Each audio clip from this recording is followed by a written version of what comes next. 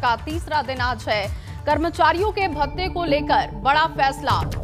2 लाख कर्मचारी और लाखों पेंशन धारकों का फायदा होगा इससे। बीते साल कोरोना की वजह से भत्ता रोक दिया गया था।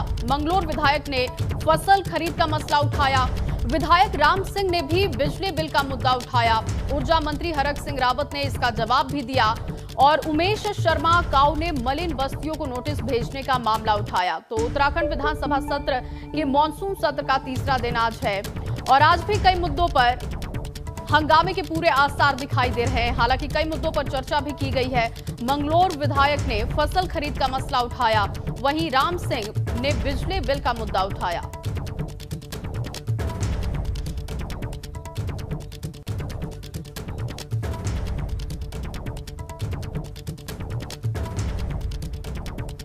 और इस वक्त ब्यूरो चीफ अजीत राठी हमारे साथ मौजूद हैं ज्यादा जानकारी के साथ। तीसरा दिन है अजीत और आज भी हंगामे के पूरे आसार। कर्मचारियों के भत्तों को लेकर किस तरीके से पूरा विवाद देखने को मिला? जय, देखिए आज वाकई तीसरा दिन है विधानसभा की कार्रवाई का और मुख्यमंत्री जैसे ही आज विधानसभा में पहुंचे तो उन्होंने एक बहुत बड़ी घोषणा करके कर्मचारियों और अधिकारियों को बहुत बड़ी राहत देने का एक काम किया। ये प्रश्नकाल चल ही रहा था जिस समय वो वहां पर पहुंचे सदन के भीतर और उन्होंने खड़े होकर अपने सीट से खड़े होकर ये घोषणा की कि जो कोरोना काल में 2020 में केंद्र सरकार की तरफ से जो भत्ते फ्रीज किए गए थे उनको खोला जा रहा है और केंद्र सरकार की तर्ज पर ही उनमें 11% इजाफा करने के बाद सभी कर्मचारियों को एरियर के साथ उनको दिया जाएगा। तो उत्तराखंड जैसे छोटे राज्य में 2 लाख से ज़्यादा कर्मचारी इस घोषणा से लाभान्वित हो रहे हैं सीधे तौर पर और लाखों पेंशन धारक हैं जो इससे सीधे तौर पर लाभान्वित हो रहे हैं। तो ये कर्मचारियों के दृष्टिकोण से आज ये कि बहुत बड़ी घोषणा सदन के भीतर नेता सदन यानी मुख्यमंत्री ने की है।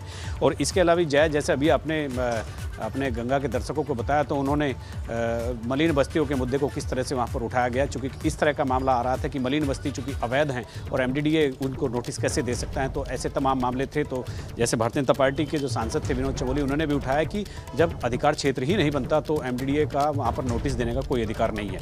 मलिन बस्तियों को विनियमितीकरण के मामले को भी यहाँ पर भाजपा के और कांग्रेस के सांसदों ने उठाया। और फसल खरीद का जैसे अभी आपने बताया कि काजी निजामुद्दीन जो कांग्रेस के विधायक हैं उनका कहना था कि इतना तो उत्पादन ही राज्य में नहीं होता जितनी खरीद होने का दावा सरकार कर रही है। तो ऐसे तमाम मुद्दों को जो जनहित के मुद्दे थे वो यहाँ पर सदन के भीतर चर्चा के लिए उठाया गया। एक आध मुद्दे पर थोड़ी नोकझोंक भी हुई लेकिन प्रश्नकाल और शून्यकाल में बहुत ही जबरदस्त तरीके से अलग अलग जनहित के मुद्दों पर चर्चा की गई। जी जया।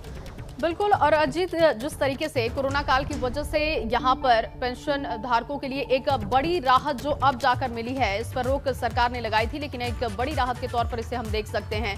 आप बने रहिए हमारे साथ। एक और बड़ी खबर है, अपने दर्शकों को बता दें, विधायक संजय गुप्ता का मोबाइल जब्त किया गया। सदन के अंदर मोबाइल की घंटी बजी और इसके बाद उनके मोबाइल को जब्त कर लिया गया। स्पीकर के आदेश पर मोबाइल जब्त किया गया है और लश्कर से भाजपा के विधायक हैं संजय गुप्ता सदन के अंदर मोबाइल लेकर पहुंचे थे। तो लश्कर से भाजपा के विधायक हैं संजय गुप्ता, उनका मोबाइल जब्त किया गया है। स्पीकर के आदेश पर उनका मोबाइल फोन रख लिया गया।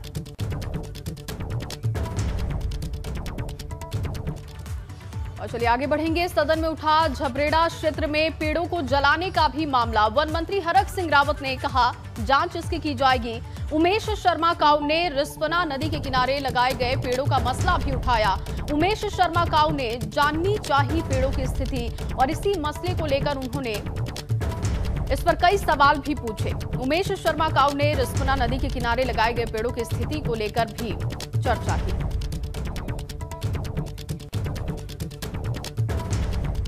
और ब्यूरो चीफ अजीत राठी लगातार हमारे साथ बने हुए हैं। अजीत, पेड़ों को जलाने का मामला भी उठाया गया, इसके साथ ही साथ विस्तार से ये भी बताइएगा कि आज पूरे दिन क्या स्थिति रहने वाली है, किन किन मुद्दों पर चर्चा होने वाली है? जय, देखिए ये झबरेड़ा से भारतीय जनता पार्टी के विधायक हैं देशराज कर्णवाल, उन्होंने बताया था कि झबरेड़ा जो नगर पंचायत है वहाँ उन्होंने उनके अधिकारियों और कर्मचारियों ने बहुत सारे पेड़ों को जला दिया था जी। और उसके बाद वहाँ पौधारोपण भी नहीं किया गया। एक तहरीर वहाँ पर पेड़ों को जलाने की दी गई थी जिस पर कोई कार्रवाई नहीं हुई। तो मंत्री ने सदन के भीतर ये आश्वासन दिया है कि इस पूरे मामले की जाँच कराकर दोषियों के खिलाफ कार्रवाई करने का काम किया जाएगा। और दूसरा मुद्दा उमेश शर्मा काऊ का था, जो रिस्पना किनारे जो जिस तरफ से जो सवाल उन्होंने किया था उनका इशारा पूर्व मुख्यमंत्री त्रिवेंद्र सिंह रावत की तरफ था। त्रिवेंद्र सिंह रावत ने ठीक 4 साल पहले रिस्पना पुल पर मानसून के सीजन में ही लाखों पेड़ लगाने का एक और विश्व रिकॉर्ड स्थापित करने का एक दावा किया गया था कि ये और इस रिस्पना नदी को जिंदा करने का, कि यहीं से इसकी पानी की धारा बहे और ये गंदी ना रहे। तो इस तरह के तमाम प्रयास किए गए थे। तो उमेश शर्मा काऊ चूँकि भारतीय जनता पार्टी के भीतर त्रिवेंद्र सिंह रावत के विरोधी विधायकों में गिने जाते हैं, तो इसीलिए उन्होंने उस मुद्दे को उठाया और उन्होंने वन मंत्री से ये जानना चाहा कि वो जो विश्व रिकॉर्ड और वो कीर्तिमान स्थापित करने का दावा किया गया था, वो जो लाखों पेड़ रिस्पना नदी के किनारे लगाए गए थे, क्या आज वो हैं, उनकी क्या स्थिति है। लेकिन समय ऐसा था चूँकि 12:20 पर प्रश्नकाल को खत्म होना होता है और शून्यकाल चालू होता है, तो इसलिए मंत्री उसका बहुत संतोषजनक कोई जवाब नहीं दे पाए। जी अजीत, आपसे ये भी जानना चाहूंगी कि और कौन से ऐसे मसले हैं जिसको लेकर आज चर्चा की जाएगी और जिस पर हंगामे के आसार दिखाई दे रहे हैं। विपक्ष की तरफ से कौन से ऐसे बड़े मुद्दे हैं जिस पर सरकार को घेरने की आज तैयारी है?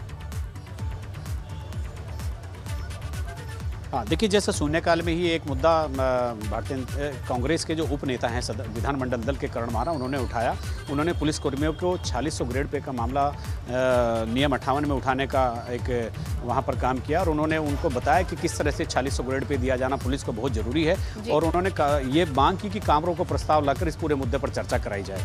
और इसी दौरान स्पीकर ने वहाँ पर पटल पर जो कल टेबल्ड जो कल 6 या 7 संशोधन विधेयक कर रखे गए थे, उन पर आज चर्चा कराने के बाद भोजनावकाश के बाद उनको पास करने का काम किया जाएगा। इसके बाद हो सकता है कि आज बजट पर भी जो सप्लीमेंट्री बजट था उस पर कोई एक संक्षिप्त चर्चा हो जाए, क्योंकि आम बजट की तरह तो सप्लीमेंट्री बजट पर बहुत लंबी चौड़ी चर्चा नहीं होती है, लेकिन विभागवार जिस तरह से बजट का आवंटन किया गया है, जो प्रोविजन किया गया है, उस पर चर्चा हो सकती है। इसके अलावा तमाम जनहित के मुद्दे हैं। वाइल्ड लाइफ का मुद्दा आज सुबह प्रश्नकाल में भी उठा कि वाइल्ड लाइफ से कितने किसानों की फसल को कितना नुकसान हो रहा है, कितने वाइल्ड लाइफ जैसे कि या बंदर या दूसरी जो जंगली जानवर हैं जो फसलों को नुकसान पहुँचाते हैं, कितने की धरपकड़ हुई। तो हरक सिंह रावत जो वन मंत्री, उन्होंने बताया कि 48,000 से ज़्यादा जो बंदर जो फसलों को नुकसान पहुंचा रहे थे उनको पकड़कर बाड़े में भेजा गया।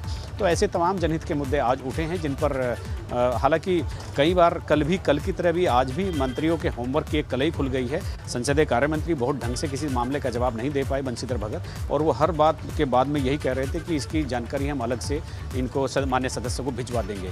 और किसी भी तरह के मामले में उन्होंने बहुत संतोषजनक जवाब नहीं दिया। इतने सवाल थे प्रश्नकाल में, लेकिन बाद में यही कहा गया कि इनको हम अलग से सूचना भिजवा देंगे, इनका परीक्षण करा लेंगे, इनकी जांच करा लेंगे। बहुत संतोषजनक जवाब नहीं दिया गया। कल भी यही स्थिति थी। कल सतपाल महाराज की बहुत पुअर परफॉर्मेंस थी और सरकार की बहुत ज़्यादा किरकिरी भी हुई और आज भी इसी तरह की स्थिति बनी रही। जी चलिए, बहुत शुक्रिया अजीत आपका तमाम जानकारी के लिए। तो लगातार हम देख रहे हैं कि हंगामे के आसार बढ़ते जा रहे हैं, क्योंकि कई ऐसे मुद्दे हैं जिसको लेकर सरकार को घेरने की तैयारी विपक्ष की है।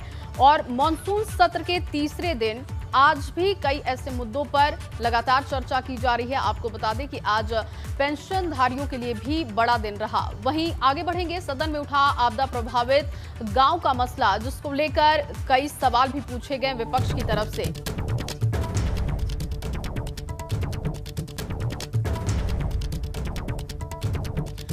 सदन में आपदा प्रभावित गांव का मसला भी उठाया गया। नियम 58 के तहत विस्थापन का मामला उठाया गया।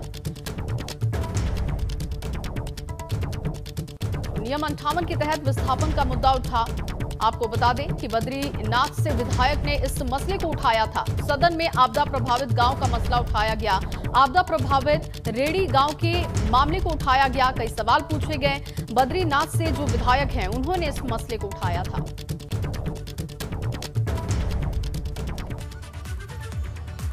वहीं विधानसभा मॉनसून सत्र का आज तीसरा दिन है। आज विधानसभा में 2 प्राइवेट बिल, देवस्थानम और भू कानून के साथ साथ पुलिस ग्रेड पे समेत कई मुद्दों पर विपक्ष सरकार पर हमलावर हो सकता है। इसके अलावा महंगाई, बेरोजगारी और तमाम मुद्दों पर सरकार को घेरने की रणनीति है। विपक्ष के विधायक भू कानून और देवस्थानम बोर्ड के साथ साथ पुलिस कर्मियों का ग्रेड पे को लेकर आज सदन में मुद्दा उठाने को तैयार हैं। इसके साथ ही विपक्ष का मानना है कि पिछले 4 सालों में राज्य सरकार पूरी तरीके से फेल हो चुकी है।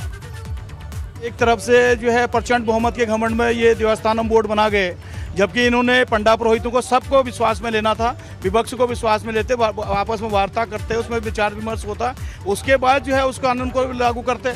लेकिन इन्होंने जो है प्रचंड बहुमत के घमंड में एक तरफा कानून पास कर दिया, जिसमें आपने देखा होगा कि बर्फबारी में भी वहाँ के जो पंडा पुरोहित थे, उन्होंने केदारनाथ में अर्धनग्न होकर जो है धरना प्रदर्शन किया। और जो भू कानून की बात है, भू कानून आप देख रहे हैं, उत्तराखंड राज्य जब बना था तो उसमें यही मांग की गई थी कि उत्तराखंड के निवासियों को उसका जो है जो उनका जो भू कानून है, जो अधिकार है, उसका अधिकार मिलना चाहिए। आज आप देख रहे हैं जिस तरह के कानून इन्होंने बनाए हैं, उस कानून के तहत आने वाले समय में उत्तराखंड के पर्वतीय क्षेत्र के लोग भूमिहीन की श्रेणी में आ जाएंगे। मैं एक उत्तराखंड जमींदारी उन्मूलन और भूमि व्यवस्था अधिनियम, जिसकी 2 धाराओं में परिवर्तन करके 2018 में से भारतीय जनता पार्टी की उत्तराखंड सरकार ने उत्तराखंड की ज़मीनों को बेचने का षड्यंत्र किया था, उन दोनों धाराओं को निरस्त करने के लिए मैं एक प्राइवेट मेंबर बिल ला रहा हूँ।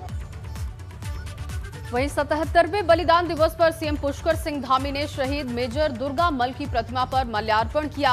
मुख्यमंत्री ने कहा कि उनकी शहादत हमेशा हमारी स्मृति में रहेगी।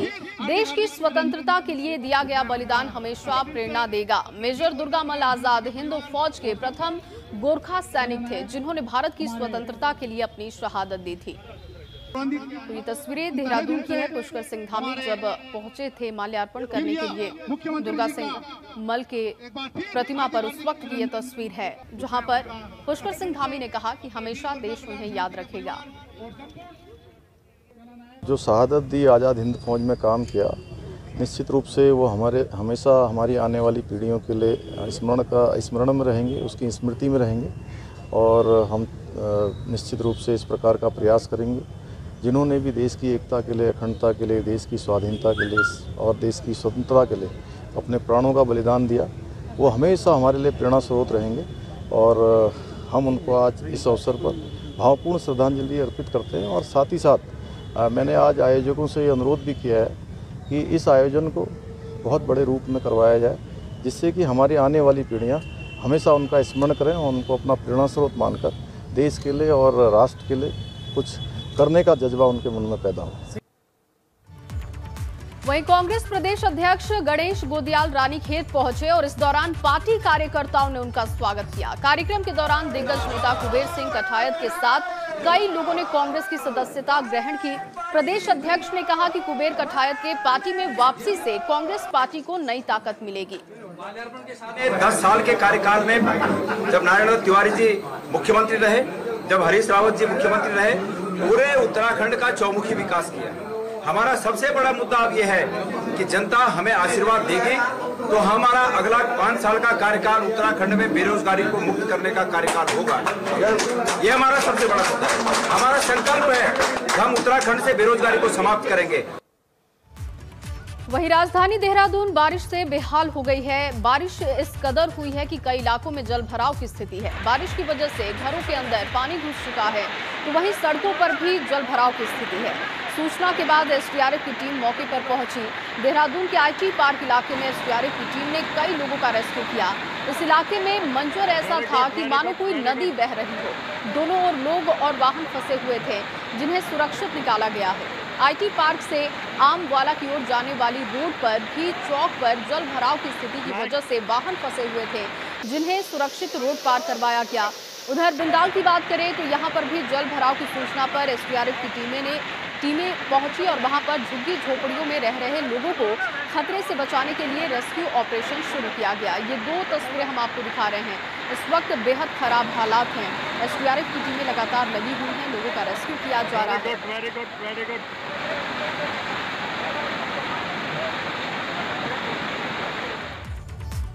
वहीं इंडियन आइडल सीजन 12 के विनर पवनदीप राजन को सरकार ने कला, पर्यटन और संस्कृति में उत्तराखंड का ब्रांड एम्बेसडर चुना है। मुख्यमंत्री ने कहा कि पवनदीप राजन ने सामान्य स्थितियों से उठकर अपनी प्रतिभा से देश और दुनिया में उत्तराखंड का नाम रोशन किया। पवनदीप राजन ने सीएम आवास में मुख्यमंत्री से शिष्टाचार भेंट भी की। तो पवनदीप राजन ने मुख्यमंत्री आवास पर पहुंचकर मुख्यमंत्री से मुलाकात की, उनसे बात की। सिंगर पवनदीप राजन को एक बड़ी जिम्मेदारी सौंपी गई है। आगे बढ़ेंगे, खबर मसूरी से है, जहां मसूरी में गलोली पावर हाउस के पास भूस्खलन देखने को मिला। इस दौरान एक कार के ऊपर मलबा गिरा, जिससे कि एक शख्स जख्मी हो गया। ये तस्वीरें आप देख पा रहे हैं, रात की तस्वीरें, जहां गलोली पावर हाउस के पास भूस्खलन होने की वजह से स्थिति बेहद इस वक्त खराब है। कार के ऊपर मलबा गिरा और एक व्यक्ति के घायल होने की जानकारी है। और अब बात रुड़की की करेंगे, जहां स्वास्थ्य विभाग डेंगू की दस्तक के बाद अलर्ट पर है। लोगों को भी डेंगू से बचाने के लिए कोशिश की जा रही है, उन्हें सलाह दी जा रही है। रुड़की के सिविल अस्पताल में डेंगू को लेकर पूरी सतर्कता बरती जा रही है। अस्पताल प्रशासन ने 10 बेड का डेंगू वार्ड भी मरीजों के लिए रिजर्व कर लिया है पहले से कि अगर स्थिति खराब होती है तो सरकार पहले से तैयार रहे। अभी तक हमारे पास रुड़की हमारे चिकित्सालय के अंदर कोई भी पॉजिटिव केस अभी तक नहीं निकला है और इसके अलावा और हमारी तैयारी सरकार के द्वारा पूरी कर ली गई है। हमारे पास अब प्लेटलेट्स की आपको पता ही है, लास्ट ईयर दिसंबर के महीने में हम लोगों ने ब्लड कंपोनेंट चालू हो गया था हमारा, तो प्लेटलेट्स की हमारी कोई कमी नहीं है। तो सरकार पूरी तरह सजग है और डेंगू का अभी तक हमारे पास कोई रिपोर्टेड केस नहीं है। वहीं कुमाऊं में डेंगू ने दस्तक दे दी है और अल्मोड़ा में डेंगू का मामला सामने आया है। डेंगू का मरीज हल्द्वानी के सुशीला तिवारी अस्पताल में भर्ती है। डेंगू का मामला आने के बाद जिला प्रशासन अलर्ट मोड पर है। बेस अस्पताल में डेंगू वार्ड बनाने की तैयारी हो रही है, जबकि सुशीला तिवारी अस्पताल में 30 बेड का डेंगू वार्ड तैयार किया जा चुका है। तो इस वक्त डेंगू की वजह से कई जगहों पर स्थिति खराब है। सुशीला तिवारी अस्पताल में भी 30 बेड रिजर्व किए गए हैं डेंगू मरीजों के लिए। वहीं अल्मोड़ा की अगर हम बात करें तो वहां से भी डेंगू के मामले सामने आ चुके हैं। कोरोना की संभावित तीसरी लहर की आशंका को लेकर रानीखेत में प्रशासन और स्वास्थ्य विभाग अलर्ट मोड पर है। एसडीएम ने सरकारी अस्पताल में की गई कोविड की तैयारियों का जायजा लिया। उन्होंने सीएम और डॉक्टर्स को तैयारियां दुरुस्त रखने के निर्देश दिए।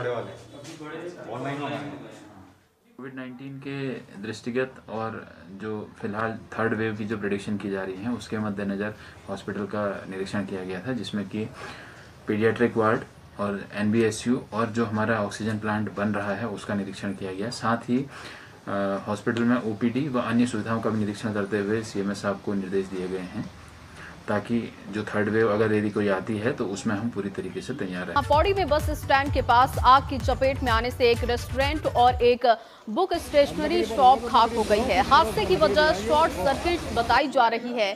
ये हादसा इतना भयंकर था कि पल भर के भीतर रेस्टोरेंट और बुक स्टेशनरी में रखा सारा सामान जलकर खाक हो गया। ये तस्वीर आप देख पा रहे हैं, भयंकर हादसे की तस्वीरें आपको दिखा रहे हैं।